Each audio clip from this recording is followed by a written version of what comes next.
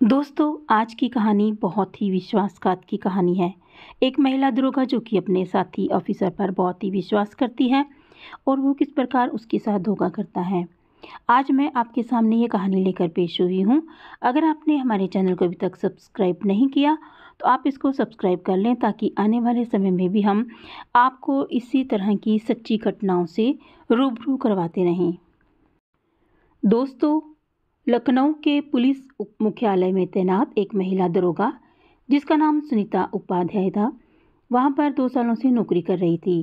परिवार में उसका पति था और 1 साल का बेटा। पति सरकारी नौकरी में ग्राम सेवक के पद पर तैनात था और उसकी नौकरी लखनऊ से 100 किलोमीटर दूर थी, इसलिए वह अपने बेटे के साथ वहीं रहता था और सुनीता पुलिस मुख्यालय लखनऊ में ही रहती थी, जहां उसे क्वार्टर अलाउड किया गया था। 20 जनवरी 2016 की बात है, जब पुलिस स्टेशन में वायरलेस पर हुड़दंग की खबर आती है तो तुरंत पुलिस दल वहां पर रवाना होता है, जिसमें सुनीता उपाध्याय भी शामिल होती है। वहां पहुंचने पर स्थिति ऐसी बन जाती है कि लाठीचार्ज करना पड़ता है। इस लाठीचार्ज के दौरान 2 लोगों की मृत्यु हो जाती है। मामला मीडिया में आते ही बड़ा हो जाता है। जो पुलिस वाले वहां थे उन्हें लाइन हाजिर कर दिया जाता है। सुनीता उपाध्याय इस स्थिति से बहुत डर जाती है। उसे अपनी नौकरी जाने का डर सताने लगता है। उसे की मदद के लिए वह अपने थाना इंचार्ज कुलदीप यादव के पास जाती है। कुलदीप यादव उसे आश्वासन देता है कि वह उसकी नौकरी को सुरक्षित रखेगा। 3 फरवरी 2016 की शाम को कुलदीप यादव सुनीता को फ़ोन करता है और कहता है कि वह उसकी केस के सिलसिले में कुछ चर्चा करने के लिए उसे हेडक्वार्टर आना पड़ेगा। सुनीता तुरंत राजी हो जाती है और आधे घंटे के अंदर वहां पर पहुंच जाती है। जब वह कुलदीप यादव के क्वार्टर पर पहुंचती है और दरवाज़ा खटखटाती है तो अंदर से आवाज़ आती है कि हाँ खुला है, अंदर आ जाओ। सुनीता अंदर जाती है और देखते ही कुलदीप यादव ड्राइंग रूम में बैठा शराब पी रहा होता है। मेज पर शराब की बोतल और 2 गिलास रखे थे। ये देखकर सुनीता को आश्चर्य होता है, लेकिन कुलदीप उसे कहता है कि यहाँ कोई फॉर्मेलिटी की ज़रूरत नहीं है। वह उसे फ्री होकर बैठने के लिए कहता है। सुनीता सोफे पर बैठ जाती है और पूछती है कि कैसे बुलाना हुआ। कुलदीप कहता है कि उसने ऊपर बात कर ली है और उसे टेंशन लेने की ज़रूरत नहीं है, उसकी नौकरी सुरक्षित रहेगी। सुनीता उसे धन्यवाद देती है। इसी दौरान कुलदीप उसके गिलास में शराब डालकर उसे देने की पेशकश करता है। सुनीता संकोच करती है, लेकिन कुलदीप उस पर जोर डालता है। पुलिस महकमे में 80% लोग शराब पीते हैं। ये जानकर सुनीता मजबूर हो जाती है और शराब पीने के लिए तैयार हो जाती है। पैग लेते हुए सुनीता और कुलदीप के बीच बातचीत होती है। कुलदीप उसे फ्रैंक होने की कोशिश करता है और पूछता है कि उसके परिवार में कौन कौन है और वह क्या करते हैं। सुनीता बताती है कि उसका परिवार लखनऊ में 100 किलोमीटर दूर रहता है। कुलदीप भी बताता है कि उसका परिवार कानपुर में रहता है और वह यहाँ पर अकेला ही रहता है। इस प्रकार बातचीत का दौर शुरू होता है। सुनीता अब तक 3 पैग पी चुकी थी और नशे में आ चुकी थी। इसी मौके का फायदा उठाकर कुलदीप अपनी जगह से उठता है और सुनीता के करीब जाकर बैठ जाता है। सुनीता थोड़ी सी सकुचा जाती है। कुलदीप उसके कंधों पर हाथ रखता है और सुहलाने लगता है। सुनीता को समझ में नहीं आता कि वह कैसे प्रतिक्रिया दे, ये कैसे उसे वह मना करे। मजबूरी में फंसी हुई थी और शराब का नशा भी चढ़ा हुआ था। फिर भी वह कुलदीप को रोकने की कोशिश करती है, लेकिन कुलदीप उस पर प्रेशर डालता जाता है। कुलदीप उसने उसे समझाया कि यहाँ उनके अलावा और कोई नहीं है, ये बात किसी को पता नहीं चलेगी। धीरे धीरे सुनीता भी उसकी बातों में आ जाती है और एक एक करके दोनों हदें पार करते चलते हैं और फिर कुलदीप यादव सुनीता को लेकर अपने बेडरूम में चला जाता है। वहां उसे निर्वस्त्र कर खुद भी निर्वस्त्र होकर वह उसके साथ शारीरिक संबंध बनाता है। सुनीता इस समय पूरे नशे में थी और बेहोशी में कुलदीप का साथ दे रही थी। पूरी रात ये सिलसिला चलता रहता है और दोनों कब सो गए उन्हें पता भी नहीं चला। सुबह जब सुनीता की आंख खुलती है तो वह अपने आप को निर्वस्त्र अवस्था में बेड पर पाती है। उसे याद आने लगता है कि रात को क्या हुआ था और उसे खुद पर बहुत ही पछतावा होता है और वह मन ही मन बहुत ही आत्मग्लानि से भर जाती है कि ये उसने क्या किया। अगर वह होश में होती तो वह ऐसा कभी नहीं करती, लेकिन असली झटका तो अब लगने वाला था। सुनीता जब पलटकर देखती है तो दीवार पर लगी हुई एलईडी में वीडियो चल रहा होता है। जब वह वीडियो देखती है तो हैरान रह जाती है।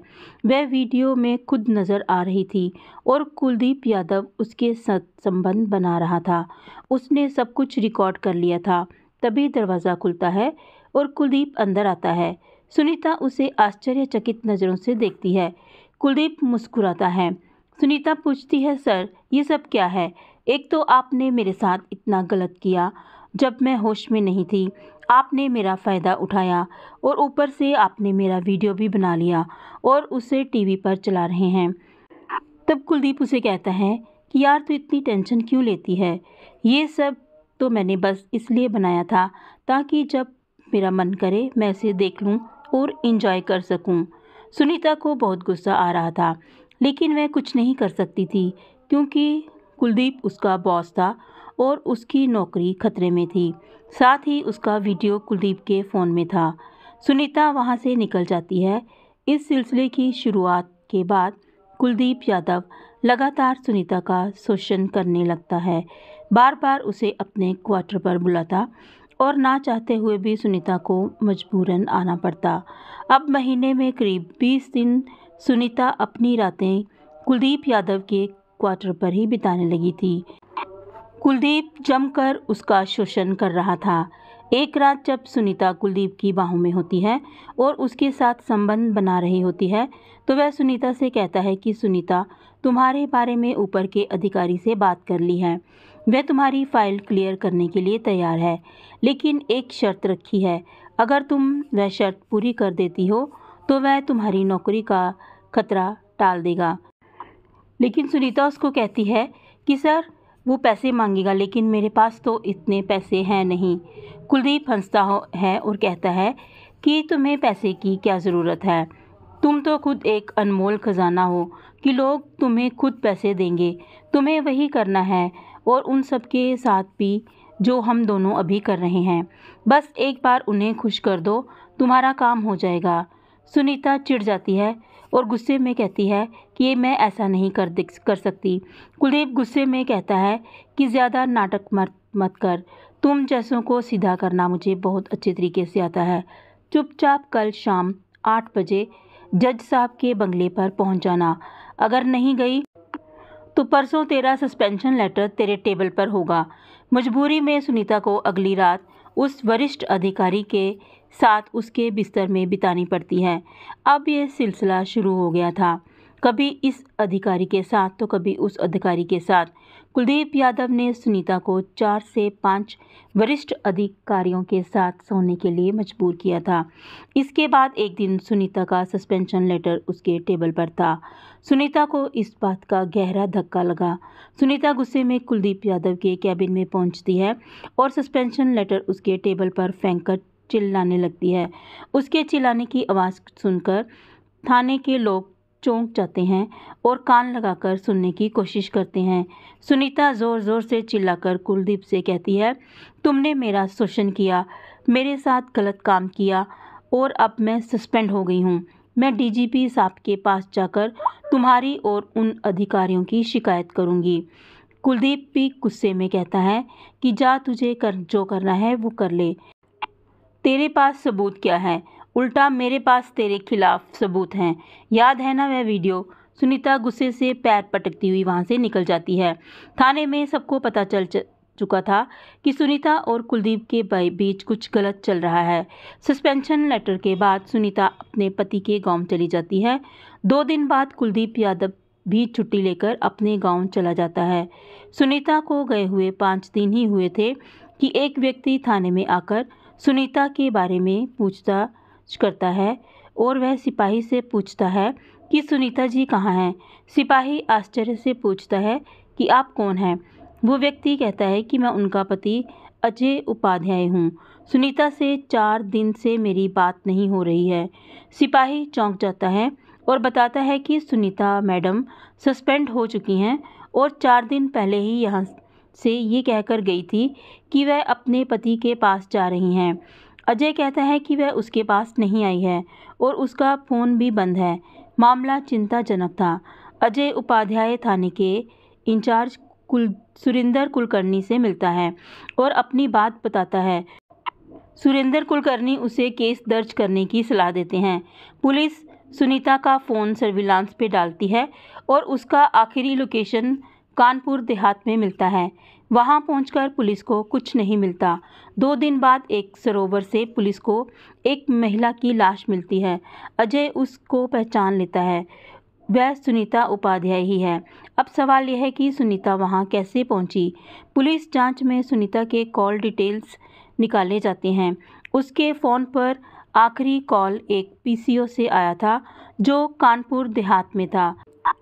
पुलिस पीसीओ तक पहुंचती है लेकिन वहां पर उन्हें कोई भी सुराग नहीं मिलता। अजय परेशान था कि उसकी पत्नी वहां कैसे पहुंची, उसने आत्महत्या क्यों की। पुलिस इस केस को आत्महत्या के एंगल से देख रही थी। अजय बार बार थाने आता था और एक महिला पुलिस अधिकारी उसे कहती है, आपसे एक बात करनी है, और बाहर ले जाकर उसे कहती है कि उसे शक है कि सुनीता की हत्या हुई है। ये सुनकर अजय चौंक जाता है और कहता है कि ये आप क्या कह रही हैं। तब महिला सिपाही पूरा वाक़या बताती है जो उस दिन पुलिस स्टेशन में घटित हुआ था, जब सुनीता कुलदीप यादव के चैम्बर में गई थी और वह दोनों बहस और लड़ाई कर रहे थे। अजय के दिमाग में की घंटी बजने लगती है और वह सोचता है कि जरूर सुनीता के साथ कुछ गलत हुआ है, इसमें कुलदीप यादव का हाथ है।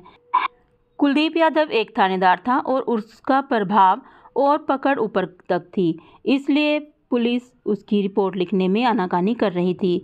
जब थाने में कोई मदद नहीं मिलती तो अजय, जो कि खुद भी एक सरकारी कर्मचारी था और कानूनी दांव पेंच जानता था, वह मीडिया में जाता है। मीडिया में मामला जाते ही वरिष्ठ अधिकारियों का ध्यान इस पर जाता है और तुरंत एफआईआर दर्ज करने का आदेश दिया जाता है। पुलिस जांच में सुनीता के कॉल डिटेल्स निकल आते हैं और सुनीता के फ़ोन पर आखिरी कॉल एक पीसीओ से आया था। उस पीसीओ तक सीसीटीवी फुटेज की जांच की जाती है और फुटेज में पुलिस यादव साफ नज़र आता है जो वहां से फ़ोन कर रहा था। टाइमिंग भी मिल जाती है और यही समय था जब सुनीता के फ़ोन पर आखिरी कॉल आया था। पुलिस का शक की सुई पूरी तरह से कुलदीप यादव पर घूम जाती है। कुलदीप यादव छुट्टी पर अपने गांव में था। पुलिस उसे गिरफ्तार करने के लिए रवाना होती है और उसे गिरफ्तार कर थाने लाया जाता है। पूछताछ के दौरान कुलदीप यादव पहले तो पुलिस को घुमाने की कोशिश करता है, लेकिन अंत में टूट जाता है और सच्चाई बताता है। कुलदीप यादव बताता है कि सुनीता ने उसे फ़ोन पर बताया था कि वह प्रेग्नेंट है और उसके बच्चे की मां बनने वाली है। सुनीता ने कहा था कि अगर उसे नौकरी वापस नहीं मिली तो कुलदीप और अन्य 4 अधिकारियों को फंसा देगी। सुनकर कुलदीप सख्ते में आ जाता है और सुनीता से प्यार से बात करने लगता है। कुलदीप ने सुनीता को विश्वास दिलाया कि वह सब ठीक कर देगा और उसे कानपुर देहात के एक इलाके में बुलाया। उसने सुनीता को पीसीओ से फ़ोन किया ताकि उसका खुद का नंबर ना देख सके। वहां पहुंचकर कुलदीप ने सुनीता को कार में बिठाया और सरोवर के किनारे ले गया। वहां बैठने के दौरान कुलदीप ने सुनीता का गला दबाकर हत्या कर दी और लाश को सरोवर में फेंक दिया। कुलदीप यादव के खिलाफ आईपीसी की धारा 302 के तहत केस दर्ज किया जाता है। उसे न्यायालय के सामने पेश किया जाता है। कुलदीप यादव को जेल भेज दिया जाता है, लेकिन मामला अभी भी कोर्ट में लंबित है और सुनीता को अभी तक न्याय नहीं मिला है। हम न्यायालय से यही गुजारिश करेंगे कि सुनीता को जल्द से जल्द न्याय मिले और ऐसा न्याय मिले कि ऐसे दरिंदे ऐसा गुनाह करने से पहले 100 बार सोचें। दोस्तों, आपके साथ इस घटना को शेयर करने का हमारा उद्देश्य किसी का दिल दुखाना नहीं है और ना ही किसी को परेशान करना, बल्कि आपको जागरूक करना है और सचेत करना है। इस घटना के बारे में आपकी क्या राय है, हमें कमेंट बॉक्स में ज़रूर बताएं। और अगर हमारी मेहनत आपको पसंद आई हुई हो तो इस वीडियो को लाइक और शेयर करना ना भूलें। अगर आप आपने अब तक हमारे चैनल को सब्सक्राइब नहीं किया तो आप इसको सब्सक्राइब कर लीजिए। धन्यवाद।